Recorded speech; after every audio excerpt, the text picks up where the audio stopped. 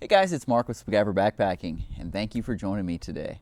I'm out here in my backyard because I had a couple of questions from a good friend of mine, a guy named Shane, who's starting to look at getting into backpacking and specifically hammocking. And he had some questions about insulation and how to stay warm while you're out there. And given the fact that just at the end of this upcoming week, I'll be heading out on the Foothills Trail with my son Justin, the temperatures have kind of dipped a little bit from what they had been. I mean, on Friday I was out riding my mountain bike and it was 84 degrees, and today I'm sitting in my backyard and it's 47 degrees. So big swing in temperatures, and it's going to be a little bit chilly coming up. So I wanted to take a look at what insulation options I had and see what's going to work best for my son. And in the meantime, it can give those of you out there who are looking to get into hammock camping a good idea of what's available and how you can stay warm while you're in your hammock. So one of the things I wanted to do was bring you out here. I've got the double layer nylon D Dutch 10-foot hammock hung up. And this is what my son will be using when we go out on the trail. I thought about bringing the half width, but given one of the options that I think I want to try out, the half width doesn't really work for this. I also wanted to show you guys, I have my underground quilts 11-foot hex hanger tarp up here, but I've got it in the new Hammock Gear mesh sleeve. So this is the mesh snakeskin. It's one single snakeskin, so it's not the two pieces that come together in the middle. It's just like the Cuban fiber one that I have on my Hammock Gear Cuban fiber tarp.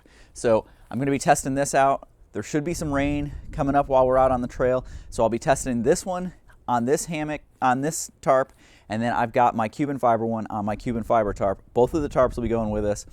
Both of these snakeskins will be with us, so we'll get to compare them side by side, see how they drain, see how they breathe, see how they work. So let's get started with what we came out here to talk about. So I have told this story before, but the coldest night I've ever spent in a hammock was about 1.5 years ago. Had just started hammock camping, and Beekeeper and I went out and we hit the Appalachian Trail. And it was the first night. We were on the approach trail, and we were just, I don't know, 1.5 miles shy of reaching Springer Mountain. And there's a shelter there, so we set up camp there, and it was probably high 50s, low 60s night, but it was windy. And I was brand new to it. I'd gone out, I bought this hammock, so it was this hammock that I'm laying in, and I had bought a Jacks Are Better 50 degree or 40 degree top quilt. So I thought I was all set. But I didn't have any under insulation, nothing underneath me. And so that night, even though it was high 50s, low 60s, I froze and I did not sleep at all. I was getting up, doing jumping jacks. I was going around looking for ideas to keep me warm, and just couldn't come up with anything. So I didn't sleep well that night. We found ways to make it better the following nights, but for that night, it was a literal sufferfest all night long. So this video is to ensure that you don't have the same experience I had. So for those of you who are getting into hammock camping coming from tent camping, you probably have some of the basics that can get you started in hammock camping, such as a sleeping bag. So this is a synthetic 35 degree sleeping bag. Sierra Designs, it's a nice sleeping bag. You could toss this in here. Now, one of the difficulties is getting in and out of a sleeping bag inside of a hammock is not always the easiest thing to do. You've kind of got to wiggle around to get set up in it. And so it's not always the easiest thing to do. But it'll work, and it'll provide you good insulation on the top. What it won't do, though, is provide you good insulation underneath. So if it's a 60, 50 degree night, this 35 may work great, because the top is still going to be nice and warm, giving you that 35 degrees worth of warmth. But underneath, the way that insulation works is it provides loft. So on one of the other videos, I gave you an equation that gives you how much temperature you can get for different amounts of loft. But simplify this, when you lay on it, it's going to compress. Unlike being in a tent where you're compressed but against the ground or against a pad, here, you've got open air underneath you. And so with no insulation and that air flowing underneath you, it takes all the heat away very quickly. So the dead air space in the insulation is what traps the warmth. So up above you, you're going to be nice and toasty, but underneath, you're going to get CBS, cold butt syndrome.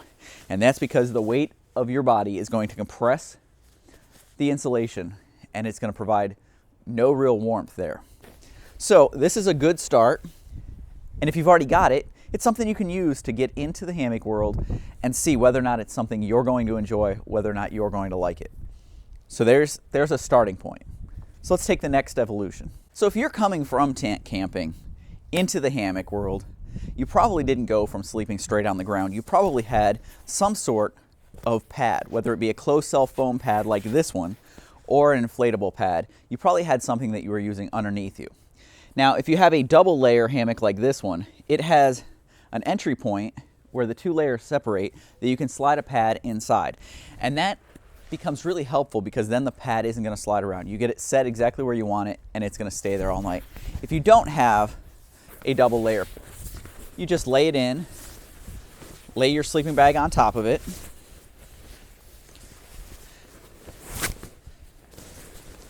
make any necessary adjustments to get it in the configuration, the lay that you would want it.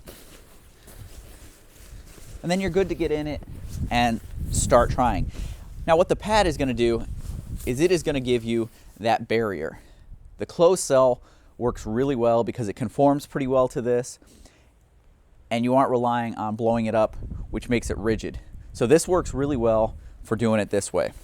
All right, so the rain decided to come up, so I decided to put the tarp out kind of in porch mode so that we could still get this done and stay dry in here. So I was talking about using the sleeping bag as your insulation, and really with the way that it compresses, the best way to do that is if you have some sort of pad, whether it be a therm-a-rest self-inflating pad or a closed cell foam pad. Even something like a yoga mat would work to help cut that loss of heat from the air going over the bottom. So this is a relatively good way to do it. It's cheaper. It lets you get into the hammock world without experiencing a cold night, an agonizing night, and lets you see whether or not this is something that you want to do. Now, once you've got it in there, it's not too difficult to get in and get yourself placed in there on top of it. But getting into the sleeping bag and then getting the sleeping bag set can be a bit difficult. And probably the easiest way to do it is to start with it almost like it's a quilt, completely unzipped, get it around you, kind of wiggle around, and then get it zipped up. Now, having the double layer and being able to put the pad between the layers really helps you to keep moving around. With these closed cell foam pads, you don't move around on them too well. They stick pretty well, which means when you get them put in place, they're not going to move around a whole lot. But it also means moving around yourself is a little bit difficult. Something to keep in mind there. So the next option, and it's a very common option out there, is the underquilt. So to keep you from having to put out the full expense of a full-length underquilt, a lot of people go with the 3/4 length underquilt, which is a good option, and it does provide you a lot of warmth, but it only goes about to knee to mid-calf, depending on your height and how you have it set up. So if I get in here, you'll see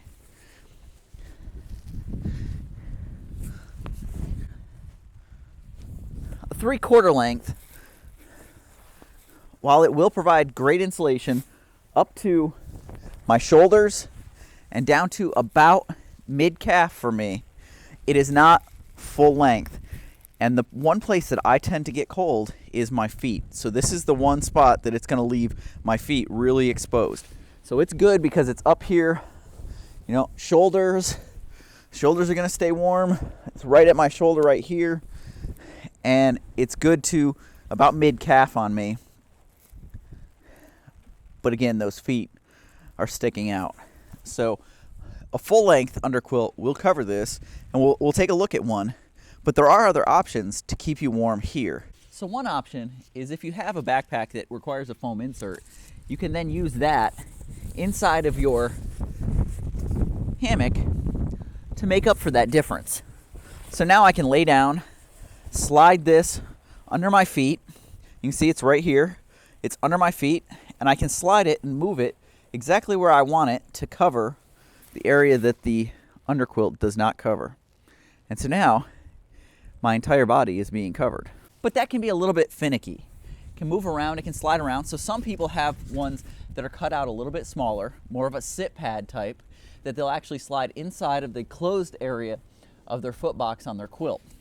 Then it's not going to move around, and it's going to provide you the warmth you need. So now we come to what is, in my opinion, the best, most comfortable option, and that is a full-length underquilt.